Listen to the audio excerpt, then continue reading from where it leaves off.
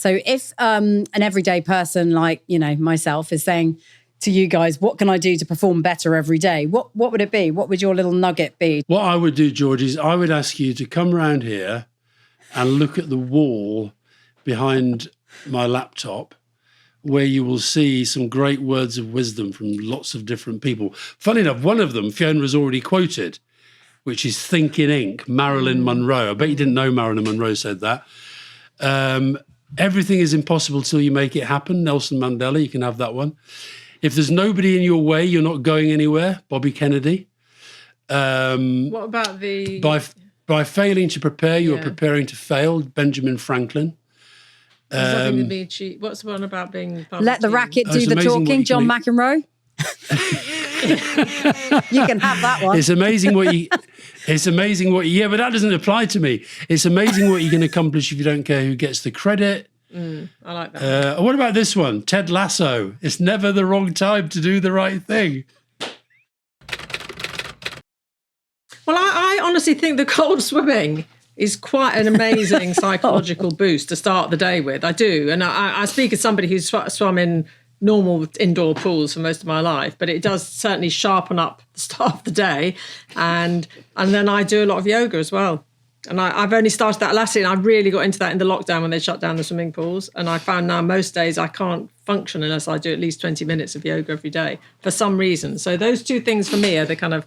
I'm a vegetarian as well. I don't drink very much, but those two things for me are at the moment my sort of touchstones for keeping well.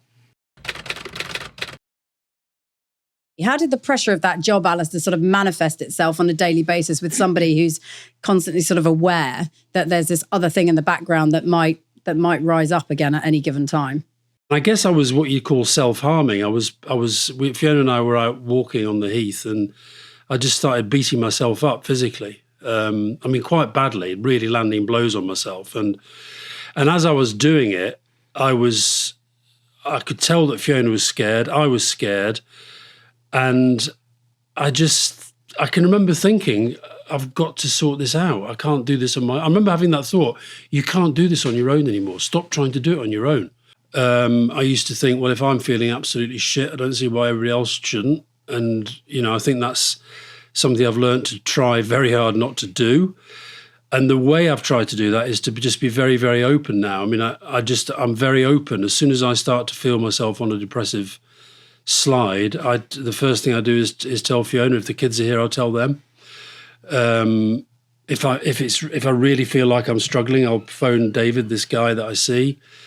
And then I do, I have lots of different tactics. I do take medication still every day. I try and work all the time. Even if I don't feel like it, I exercise every day. And, it's things like I might not feel like, going out for 4 hours on the bike, but I'll try and do half an hour on the bike. Or I might feel like not going out on the house, but when the house is empty, I'll walk up and down the stairs for half an hour. I'll just do something. And then I have things like music. I find music incredibly important when I'm not feeling great. I don't read papers. I read books and I listen to music rather than that. And then, I try to retreat into things that I know have helped me through before. But I think the openness is the most important thing. I really do. I think that has been the key for both of us, really. Yeah, I think... Well, it was only when Alastair wrote this book about depression, and they asked me to write the last chapter about what it was like living with somebody who had depression. And as I wrote it, thinking in ink is always very good. And as I wrote it, I could feel myself analysing my own feelings and realising that for most of our life together, I blamed myself for however he was. And he, as he says, people who are mentally ill can be quite manipulative. He was quite happy to make me feel guilty. So once I'd realised that I was wrong, it wasn't, I may have been doing things that exacerbated the situation, but fundamentally it wasn't my fault. It became a lot easier. Funny enough, one of the things that I talk a lot about with David, the psychiatrist, he defines my central problem as a never-ending conflict between self and service, between wanting a nice life, looking after myself, really doing things that I want to do, but at the same time, kind of feeling an exaggerated sense of responsibility about the state of the world. And I sometimes, when I'm in a bad way, when the depression and the anxiety are both kicking in, I can literally lie in bed and I can develop a mental process where I become, at the end of it, single-handedly to blame for climate crisis.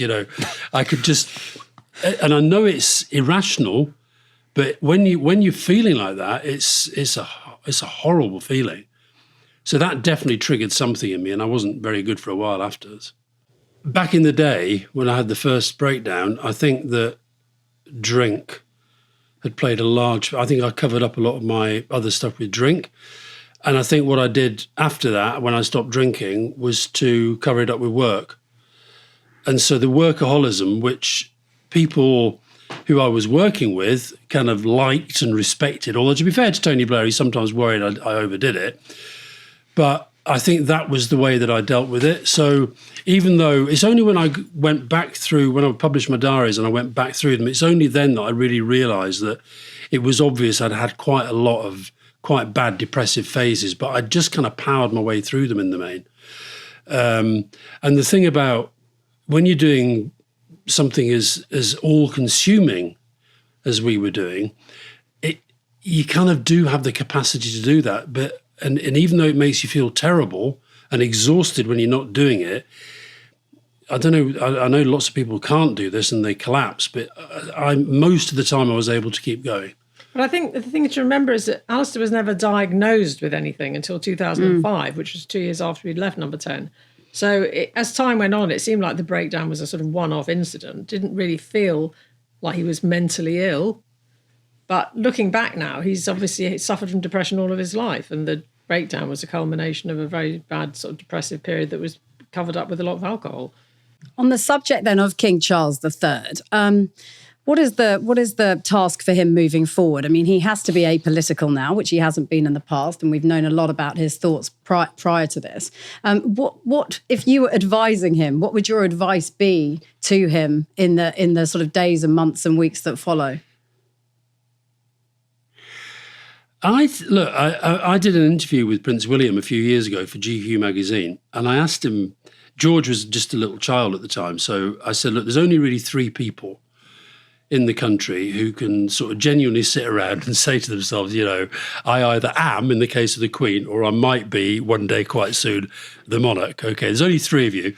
I said, do you ever sit around, just the 3 of you, chatting about the job and what it entails and how differently you might do it?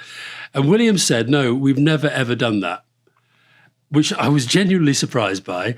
He then said, the truth is you have to work it out for yourself. You have to work out how you're going to do it.